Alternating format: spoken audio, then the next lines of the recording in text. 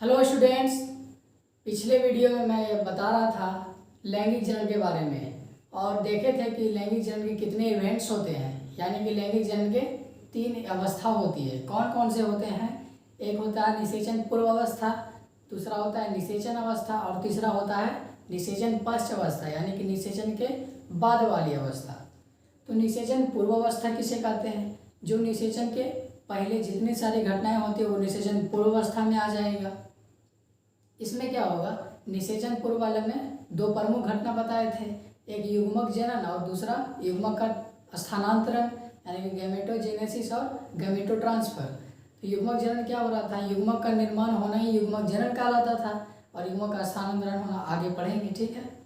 फिर बात कर लेते हैं थोड़ा सा जीवों में लैंगिकता। बहुत सारा में जीव जंतु में क्या होता है? लैंगिकता, या प्राणी में लैंगिकता। ये लैंगिकता क्या है? लैंगिकता ये बताता है कि वह पेड़ पौधा एक लिंगी है या द्विलिंगी है, या कोई जंतु एक लिंगी है या द्विलिंगी है। कैसे पता चलेगा किसके पास एक लिंग है, किसके पास 2 लिंग है? ठीक है, तो देख लेते हैं जीवों में लैंगिकता। पहले देखते हैं जीवों में लैंगिकता किसके? पेड़ पौधे में, उसके बाद में देख लेंगे प्राणियों में, ठीक है। फिर देखते हैं एक लिंगाश्रयी क्या है? एक लिंगाश्रयी तथा विषम थैलस विषम थैलस। बहुत सी फंजाई में क्या देखा जाता है? बहुत सारा फंजाई में तथा पादपों में क्या देखा जाता है? एक लिंगता। क्या? एक लिंगता। जो भी फंजाई है या जो भी पादप है उसमें एक लिंगता को दर्शाना होता है, तो इस शब्द का प्रयोग करते हैं। कौन से शब्द का? एक लिंगाश्रयी या विषम थैलस का प्रयोग करते हैं, इस शब्द का प्रयोग करते हैं। और जिसमें एक लिंगाश्रयी का एग्जाम्पल क्या हो जाएगा? पपीता तथा खजूर। ये क्वेश्चन पूछता है ऑब्जेक्टिव में, याद रखिएगा, एग्जाम में जरूर पूछेगा। एक लिंगाश्रयी पादप का उदाहरण पूछेगा तो पपीता हो जाएगा और खजूर हो जाएगा। फिर पूछ दे द्विलिंगाश्रयी या उभय लिंगाश्रयी सम या तथा समथैलस, इसी को बोलते हैं उभय लिंगाश्रयी या समथैलस। ये था विषम थैलस और एक लिंगाश्रयी, ये है समथैलस और उभय लिंगाश्रयी। ये क्या होगा? इस शब्द का प्रयोग तभी करेंगे जब द्विलिंगी को दर्शाना हो। क्या? जब पेड़ पौधों में हमको द्विलिंगी को दर्शाना होता है तो इस शब्द का प्रयोग करते हैं। मान लो कोई पेड़ पौधों में 2 लिंग पाया जाता है या द्विलिंगी पादप है, तो वहाँ पर द्विलिंगी बोलना सही नहीं रहेगा, उभय लिंगाश्रयी बोलना सही रहेगा। किसके लिए? पादपों में, पादप के लिए। तो द्विलिंगी नहीं बोलना है तो उभय लिंगाश्रयी बोलना है या समथैलस बोलना है, इस शब्द का प्रयोग करना है। तो उभय लिंगाश्रयी में एग्जाम्पल क्या हो जाएगा? नारियल, कुकुरबिट्टा और क्या हो जाएगा? मटर। ये सब क्या है? उभय लिंगाश्रयी पादप है। फिर देखते हैं जब पुष्पीय पादप की बात आती है, तो जब पुष्पीय पादप की बात आती है तो नर पुष्प में क्या होता है? या नर पुष्प में होता है पुंकेसर। नर पुष्प में क्या होता है? एक लिंग होता है और उसमें क्या होता है? पुंकेसर, यानी कि परागकण। पुंकेसर को ही तो नर जनन अंग कहते हैं, उसमें क्या होता है? परागकण होता है। और मादा पुष्प में क्या होता है? एक लिंगी में स्त्री केसर पुष्प होगा, ठीक है। पुंकेसर में पुरुष जनन तंत्र यानी कि नर जनन तंत्र और स्त्री केसर में मादा जनन तंत्र, ठीक है। और देखते हैं कुछ पुष्पीय पादप जिसमें एक लिंगाश्रयी, मतलब एक लिंगाश्रयी पुष्पीय पादप जो होगा उसमें एक लिंग पाया जाएगा। कितने? एक लिंग। या तो नर पाया जाएगा या तो मादा, ये दोनों में से कोई एक पाया जाएगा। क्या? नर या मादा में से कोई एक लिंग पाया जाएगा तो एक लिंगाश्रयी पुष्पीय पादप उसको बोलेंगे। अगर नर तथा मादा में दोनों लिंग पाए जा रहे हो, अगर किसी पुष्पीय पौधा में नर वाला और मादा वाला दोनों लिंग उस पुष्पीय पौधे में पाया जा रहा है तो उभय लिंगाश्रयी उसमें यूज करेंगे, ठीक है। फिर देख लेते हैं प्राणियों में एक लिंगी प्राणी कौन होते हैं, द्विलिंगी प्राणी कौन होते हैं। एक लिंगी प्राणी जिसमें नर अथवा मादा में से कोई एक लिंग पाया जाता हो, यही बात है, सिर्फ शब्द का अंतर है। एक लिंगाश्रयी इसमें था और इसमें एक लिंगी प्राणी है। नाम से ही पता चल रहा है एक लिंगी प्राणी जिसमें नर अथवा मादा में से कोई एक प्राणी हो। और जब बोल देगा द्विलिंगी प्राणी तो नर तथा मादा दोनों लिंग होगा। एक ही जीव में नर और मादा दोनों लिंग पाया जाएगा तो द्विलिंगी प्राणी हो जाएगा। जिसमें नर अथवा मादा में से कोई एक लिंग पाया जा रहा है तो एक लिंगी प्राणी हो जाएगा। एक लिंगी प्राणी का उदाहरण हो जाएगा तिलचट्टा। द्विलिंगी का प्राणी बहुत सारा फंजाई होता है, केचुआ होता है, स्पंज होता है, टेपवर्म होता है, जोग होता है, ये सब होता है, ठीक है, ETC। ये हो जाएगा प्राणी का द्विलिंगी या उभयलिंगी प्राणी इसी को बोलते हैं। इस सब का एग्जाम्पल इंपॉर्टेंट है, एग्जाम्पल को ध्यान में रखना है, याद में रखना है, इसको ऑब्जेक्टिव टाइप में क्वेश्चन पूछ सकता है, ठीक। फिर आगे बात करते हैं युग्मक संरचना के दौरान कोशिका का विभाजन। ये क्या है? 2 अवस्था था, 3 अवस्था था लैंगिक जनन के, निषेचन पश्च पूर्व अवस्था और निषेचन अवस्था, उसके बाद निषेचन पश्च अवस्था। निषेचन पूर्व अवस्था में 2 घटना बोले थे, युग्मक जनन और युग्मक का स्थानांतरण। तो युग्मक जनन पढ़ लिए थे, युग्मक जनन कैसे हो रहा था? युग्मक का निर्माण होना युग्मक जनन कहलाता है। तो कोशिका विभाजन करेगा तभी तो युग्मक जनन होगा, ठीक है। तो युग्मक संरचना के दौरान जो युग्मक बनेगा उसके दौरान जो कोशिका विभाजन हो रहा है कैसे हो रहा है वो पढ़ना है, ठीक। फिर देख लेते हैं सभी विषम युग्मजी प्राणियों में, सभी विषम युग्मजी प्राणियों में प्राय युग्म कितने प्रकार के? 2 प्रकार के, एक नर होगा दूसरा मादा होगा, या तो एक नर होगा या तो मादा होगा। युग्मक 2 प्रकार के होता है, सभी विषम युग्मजी में युग्मक 2 प्रकार के होते हैं, नर तथा मादा कहलाते हैं, ठीक है। युग्मक कैसी होती है? आगुणित, कल भी बताए थे युग्मक कैसी होती है? आगुणित होती है। आगुणित में क्या होगा? अर्धसूत्री विभाजन कभी नहीं होगा। आगुणित कोशिका जो भी होगा उसमें अर्धसूत्री विभाजन संभव ही नहीं है, ठीक। और बहुत सारे जीव जो है जैसे मोनेरा हो गया, फंजाई हो गया, शैवाल हो गया, ब्रायोफाइटा हो गया, इसका क्या होता है? पादप का कैसा होगा? आगुणित होगा, यानी कि यन होगा। कल भी बताए थे आगुणित और द्विगुणित क्या होता है। और कुछ जीव जो टेरिडोफाइटा जिम्नोस्पर्म या एंजियोस्पर्म से संबंधित है उसका जो बॉडी होगा, उसका बॉडी का रचना, उसका सेल का रचना जो होगा वो द्विगुणित होगा, 2n होगा, ठीक है। जो मोनेरा, फंजाई, शैवाल, ब्रायोफाइटा से संबंधित है उसकी बॉडी आगुणित, और जो टेरिडोफाइटा जिम्नोस्पर्म तथा एंजियोस्पर्म से संबंधित है उसका बॉडी द्विगुणित, यह द्विगुणित कोशिका होती है। अधिकांश प्राणी तथा मनुष्य भी, अधिकांश प्राणी तथा मनुष्य भी कैसी होती है? द्विगुणित होती है। इसकी कोशिका में संख्या कितनी होती है? द्विगुणित होती है, द्विगुणित कोशिका होती है। द्विगुणित कोशिका ही आगुणित कोशिका को उत्पन्न करता है।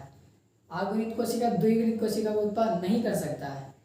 जब तक द्विगुणित कोशिका है तभी तो आगुणित विभाजन करके आगुणित बना सकता है, उसका आधा बना सकता है, ठीक।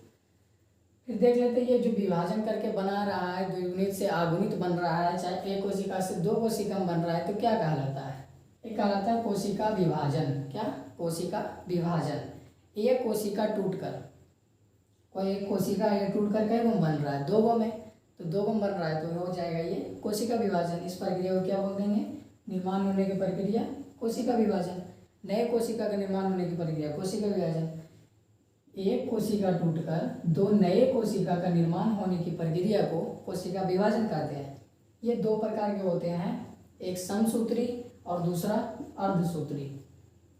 इंग्लिश में बोलते तो माइटोसिस डिवीजन और मियोसिस डिवीजन, ठीक। ये क्या होता है? समसूत्री विभाजन और अर्धसूत्री विभाजन। ये देखो कॉमन वर्ड है, हर एक चैप्टर में लगभग यूज होगा ये समसूत्री विभाजन और अर्धसूत्री विभाजन। कहीं भी विभाजन के बात आएगा तो ये दोनों यूज होगा, इसलिए आज इसको समझ लो अच्छा से। समसूत्री विभाजन क्या है? मान लो कोई कोशिका है, क्या है? कोई कोशिका या सेल है, इसका गुणसूत्र की संख्या 46 है। क्या है? 46 है, यानी कि 23 जोड़ा।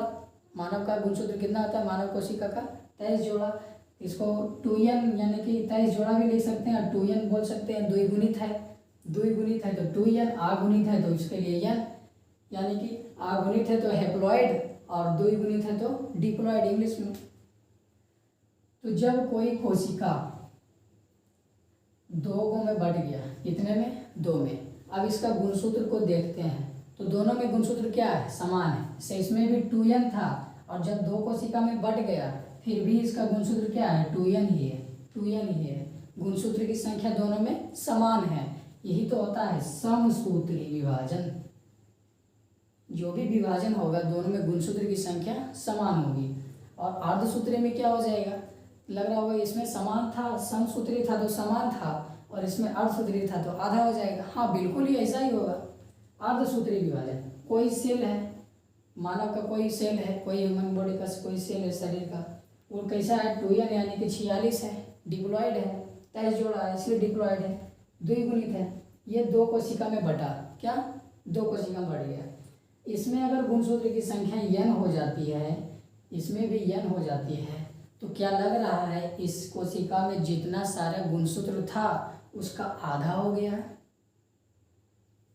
यही तो है, 2n था, ये कोशिका कितना था, 2n था, यानी कि 46 था, और जब 2 कोशिका में टूटकर 2 नया कोशिका बना तो उसमें आधा आधा आ गया, 23 इसमें आ गया, 23 इसमें आ गया, तो आधा आधा आ गया। इसको बोल देंगे अर्धसूत्री विभाजन। ठीक है, कोशिका विभाजन बता दिए, उसमें अर्धसूत्री विभाजन और समसूत्री विभाजन कैसे होता है। और उसके पहले था अगुणित कोशिका और द्विगुणित कोशिका। वो क्या था, अगुणित कोशिका मतलब जिसमें आधी गुणसूत्र पाई जाती है, मतलब पूरे सेल का युग्मक में आधा गुणसूत्र पाया जाता है। ठीक है, कल भी बताए थे कि दुनिया का कोई भी सेल हो उसके युग्मक को छोड़कर उसमें क्या होगा, द्विगुणित होगा, लेकिन उसका युग्मक कोशिका का पूछ देगा तो कैसा होगा, अगुणित होगा।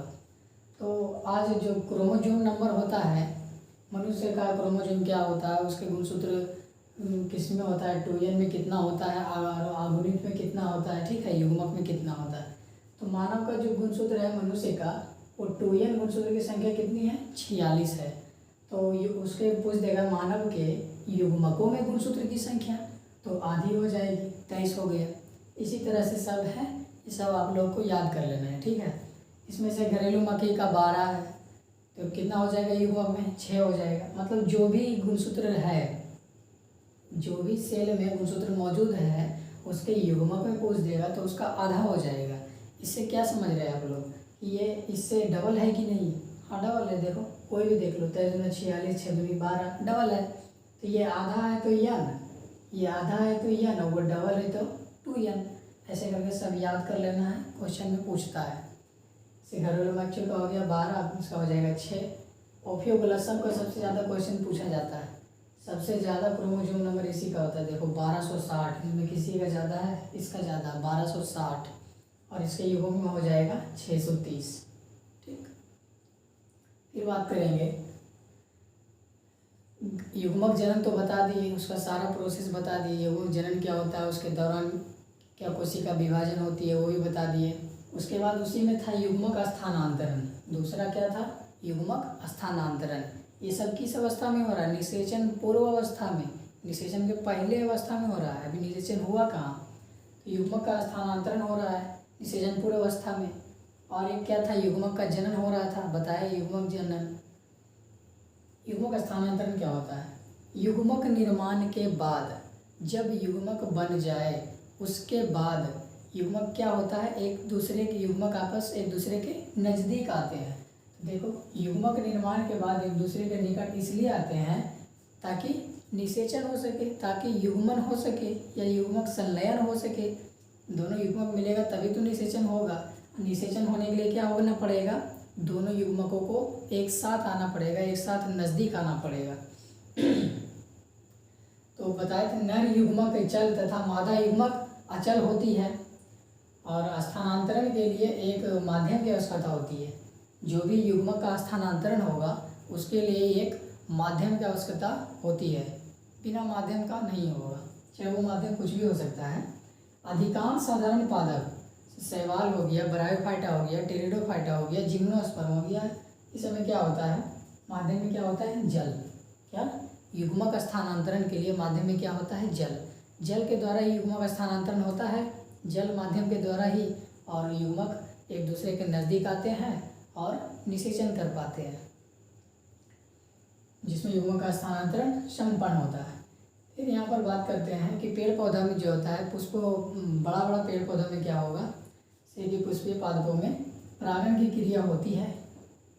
परागण की क्रिया होती है, परागण की क्रिया क्या है, तो जब पराग कोश से परागकण निकल कर किसी वर्तिकाग्र के ऊपर पहुंचती है तो ये जो प्रक्रिया है ये परागण कहलाती है। ये अगला चैप्टर में पढ़ना है, इसके जस्ट अगला चैप्टर में। तो मान लो कोई प्लांट है, ठीक है, इसका कोई फूल है, इस तरह से कोई फूल है, और इसमें क्या है, ये पुंकेसर है, यानी कि पुंकेसर यानी कि पुरुष जनन तंत्र है। ठीक, और मादा जनन तंत्र इसके बीच में है। ठीक, तो इसके अंदर क्या होता है, परागकोश। परागकोश के अंदर क्या बनता है, परागकण बनता है। ये परागकण कोई माध्यम द्वारा, माध्यम हवा द्वारा, जल द्वारा, किसी भी द्वारा, हवा द्वारा जा रहा है, या क्या होगा, परागकण वर्तिकाग्र के ऊपर पहुँचेगा। तो जब परागकण परागकोश से निकलकर वर्तिकाग्र के ऊपर पहुँचेगा तभी तो परागण की क्रिया होगी, तभी तो निषेचन होगा, दोनों का युग्मक मिल सकेगा। ठीक, उसके लिए क्या चाहिए, युग्मक को एक जगह से दूसरे स्थान पर पहुंचना होगा। जब परागकण परागकोश से निकलकर वर्तिकाग्र पर पहुंचबे नहीं करेगा तो कहाँ से युग्मक जनन होगा, कहाँ से युग्मक संलयन होगा। युग्मक जनन तो पहले हो चुका है, युग्मक संलयन कहाँ से हो पाएगा, युग्मक दोनों मिलेगा जब तक नज़दीक न आए तो कैसे होगा। फिर बात करते हैं निषेचन की। क्या निषेचन पूर्वावस्था देखो खत्म हो चुका है, जिन्होंने और पहले का वीडियो नहीं देखा है वो देख ले। उसके बाद क्या है, निषेचन अवस्था है। निषेचन अवस्था में बताए थे क्या होता है, युग्मक का, इसके पहले क्या होता है, युग्मक बन जाता है, युग्मक ट्रांसफर हो जाता है और निषेचन अवस्था में निषेचन होता है। अब निषेचन क्या कहते हैं, निषेचन किसे कहते हैं, दो युग्मकों का मिलना ही निषेचन कहलाता है। क्या, दो युग्मकों का मिलना ही निषेचन कहलाता है। दो विपरीत युग्मकों का आपस में मिलना निषेचन कहलाता है। और निषेचन में क्या होगा, सिर्फ देख लो, ये मेल है, क्या है, ये मेल है, तो इसमें कौन सा युग्मक बनेगा, मेल है तो शुक्राणु बनेगा। इसका कौन सा युग्मक बनेगा, शुक्राणु। ठीक, और ये मान लो फीमेल है, क्या है, फीमेल है, तो इसमें कौन सा युग्मक बनेगा, अंडाणु बनेगा। अब दोनों युग्मक बन गया, क्या, दो युग्मक बन गया, दो विपरीत युग्मक बन गया। अब क्या होगा, ये दोनों आपस में मिलेगा, मान लो ये दोनों आपस में मिल गया, तो आगे जो भी बनाएगा, ये जो प्रक्रिया हुई यही तो निषेचन कहलाएगी। और निषेचन के बाद जो बनेगा उसको बोलते हैं जाइगोट। क्या, जाइगोट होगा। तो ये निषेचन के बाद वाली अवस्था में आ जाएगा, उसको अभी नहीं, बाद में पढ़ेंगे जब ये निषेचन अवस्था खत्म हो जाएगी तब। तो यहाँ पर क्या हो रहा है, एक मेल है जिसमें क्या बना, शुक्राणु बना, मेल का युग्मक शुक्राणु है। एक फीमेल है, इसका युग्मक क्या है, अंडाणु है। युग्मक जनन द्वारा ये बन गया है, दो विपरीत वाला। और ये दोनों जब आपस में मिले, क्या, आपस में मिले तो क्या हुआ, निषेचन की क्रिया हुई। इसी को तो कहते हैं निषेचन। दो विपरीत युग्मकों का आपस में मिलना निषेचन कहलाता है। हो गया। उसके बाद है अनिषेक जनन। ये क्या है, तुम लोग सोचता होगा कि दो विपरीत युग्मक मतलब जो भी दो युग्मक मिलेगा तो निषेचन होगा, और निषेचन होगा तभी जाइगोट बन पाएगा। लेकिन नहीं, ऐसा नहीं है। कुछ जीव ऐसे हैं जिसमें बिना निषेचन का ही, क्या, जिसमें बिना निषेचन का ही नए जीव बन जाते हैं। जैसे देखो अनिषेक जनन, इसको कहते हैं पार्थेनोजेनेसिस इंग्लिश में। बिना निषेचन के ही नए जीव का निर्माण होना अनिषेक जनन कहलाता है। इसका एग्जाम्पल हो जाएगा रोटीफर्स, मधुमक्खी, etc। छिपकली भी होता है, और एक टर्की होता है, पक्षी है, टर्की क्या है, पक्षी है। इसमें भी बिना निषेचन का ही एक नए जीव का निर्माण होता है। इसको याद रखना, ये भी पूछता है। फिर अब बात आता है कि युग्मक संलयन तो हो रहा है, अब युग्मक कहाँ संलयन हो रहा है, युग्मक का जो संलयन हो रहा है कहाँ हो रहा है, शरीर के बाहर हो रहा है या शरीर के अंदर हो रहा है। तो इसी के बेसिस पर, इसी के आधार पर इसको निषेचन को दो भागों में बांटा गया। कौन कौन से, एक बाहरी निषेचन और एक आंतरिक निषेचन। बाहरी निषेचन क्या है, जब निषेचन की क्रिया शरीर के बाहर हो रहा हो, सिंपल। और आंतरिक निषेचन पूछ देते हो, जब निषेचन की क्रिया शरीर के अंदर हो रहा हो। या इसको और एक और तरीके से बोल सकते हैं कि जब दो युग्मक शरीर के बाहर मिल रहे हैं, ठीक है, जब दो युग्मक शरीर के बाहर मिल रहे हैं तो बाह्य निषेचन, और जब दो युग्मक शरीर के अंदर मिल रहे हैं तो आंतरिक निषेचन। बाह्य निषेचन को इंग्लिश में बोल देंगे एक्सटर्नल फर्टिलाइजेशन, और आंतरिक निषेचन को इंटरनल फर्टिलाइजेशन। ठीक है, हो गया। अब इसका एग्जाम्पल क्या है, बाह्य निषेचन किस में होता है, अधिकतर जो जलीय जीव है, अधिकतर जो जल स्थानचर प्राणी है, मेढक हो गया, मछली हो गया, बोनीफिश हो गया, शैवाल हो गया, सब में क्या है, माध्यम में क्या है, जल है। सब तो जलीय जीव है तो जल में रहेगा, और जल में रहकर क्या करता है, अपना युग्मक छोड़ देता है। क्या, अपना युग्मक छोड़ देता है। जैसे मेढक क्या करता है, मेढक क्या है, बाह्य निषेचन जनन करता है। ठीक है, मेढक में बाह्य निषेचन जनन होता है। ये क्या करता है, ये पानी में रहता है और ये गया, इसको फर्टिलाइजेशन करने का मन हुआ तो ये अपना नर युग्मक पानी में छोड़ दिया। और ऐसे में क्या होता है, बहुत सारा खतरा होता है, जलीय जीव से हानि होती है, इस पर मर जाता है, बहुत सारा नष्ट हो जाता है। ठीक है, तो इसमें क्या होता है, मेढक को बहुत सारा गैमेट प्रोड्यूस करना होता है और बहुत सारा मादा युग्मक भी प्रोड्यूस करना होता है। सब बोनी फिश तथा मेढक काफ़ी संख्या में युग्मक निर्नियुक्त करता है। थोड़ा सा करेगा, हो सके ना मिले, हो सके उससे पहले मिलने से पहले नष्ट हो जाए, तो कैसे होगा, युग्मक की क्रिया, निषेचन की क्रिया नहीं होगी। इसलिए जब जल में होता है या कोई माध्यम जल है, बाह्य निषेचन का माध्यम जल है, तो इसके लिए क्या होना चाहिए, जल होना चाहिए। पहले तो है जल होना चाहिए, बिना जल का होवे नहीं करेगा, बिना जल का दोनों युग्मक आपस में पास में आइबे नहीं करेगा, नज़दीक आइबे नहीं करेगा। अब नज़दीक नहीं आएगा तो निषेचन की क्रिया नहीं होगी, निषेचन की क्रिया नहीं होगी तो जाइगोट नहीं होगी, जाइगोट नहीं होगी तो नया जीव का निर्माण नहीं होगा। ठीक है, और आंतरिक निषेचन, जब निषेचन शरीर के अंदर हो रहा हो, तो ऐसा किसमें होता है, बहुत सारे फंजाई में होते हैं और उच्च पादप, उच्च श्रेणी वाले जीव जंतु या प्राणियों में होते हैं। जैसे सर्पिशीर्ष हो गया, बहुत सारे पक्षी हो गया, और स्तनधारी से हम लोग मनुष्य भी हैं, उसमें कैसे निषेचन होती है, आंतरिक निषेचन होती है। ठीक है, और अधिकतर पादप में भी कौन कौन से, ब्रायोफाइटा, टेरिडोफाइटा, जिम्नोस्पर्म, एंजियोस्पर्म, ये सब जो पादप है, थाइलोफाइटा को छोड़कर, शैवाल को छोड़कर, क्योंकि शैवाल तो यहाँ आ चुका है, अधिकतर जलीय जीव में शैवाल आ चुका है, यहाँ शैवाल पादप ही है। शैवाल में हो जाएगा बाह्य निषेचन, और शैवाल को छोड़कर जितने उच्च पादप है, जैसे क्या हो जाएगा, ब्रायोफाइटा, टेरिडोफाइटा, जिम्नोस्पर्म और एंजियोस्पर्म, आंतरिक निषेचन होगी इसमें। तो क्या अच्छा से आप लोग समझ पाए कि बाह्य निषेचन और आंतरिक निषेचन क्या होता है, दोनों में अंतर भी पूछेगा तो आराम से लिख देना है। ठीक है, बाह्य निषेचन शरीर के बाहर हो रहा है, आंतरिक निषेचन शरीर के अंदर हो रहा है, या ऐसे भी लिख सकता है, जहाँ दो युग्मक का मिलना शरीर के बाहर हो रहा है तो बाह्य निषेचन, और जब दो युग्मक शरीर के अंदर मिल रहा है तो आंतरिक निषेचन। इसमें होता है, इसका एग्जाम्पल इम्पोर्टेंट है, एग्जाम्पल भी देख लेना है। तो ये निषेचन अवस्था कंप्लीट। अब इसके बाद क्या होगा, निषेचन पश्च अवस्था, और निषेचन पश्च अवस्था में जो भी घटनाएं होगी उसको देखेंगे, और उसके बाद पूरा चैप्टर फिनिश कंप्लीट। तो क्लास 12 का हमारा एक चैप्टर कंप्लीट हो जाएगा नेक्स्ट वीडियो के बाद, अभी नहीं, अभी तक तो निषेचन ही कंप्लीट हुआ है। ठीक है, लैंगिक चरण में क्या बता रहे थे कि 3 अवस्था होती है, निषेचन पूर्व अवस्था और निषेचन अवस्था और निषेचन पश्च अवस्था। तो निषेचन पूर्व अवस्था में क्या क्या होता है, 2 प्रमुख घटनाएं होती है, युग्मक जनन और युग्मक का स्थानांतरण। तो युग्मक जनन भी हो गया, युग्मक बन भी गया, और युग्मक का स्थानांतरण भी हो गया, और उसके बाद क्या आ जाता है, निषेचन अवस्था। तो निषेचन भी आज हम लोग देख लिए हैं। अब इसके बाद देखेंगे निषेचन पश्च अवस्था। आज का वीडियो इतना ही, तब तक के लिए धन्यवाद।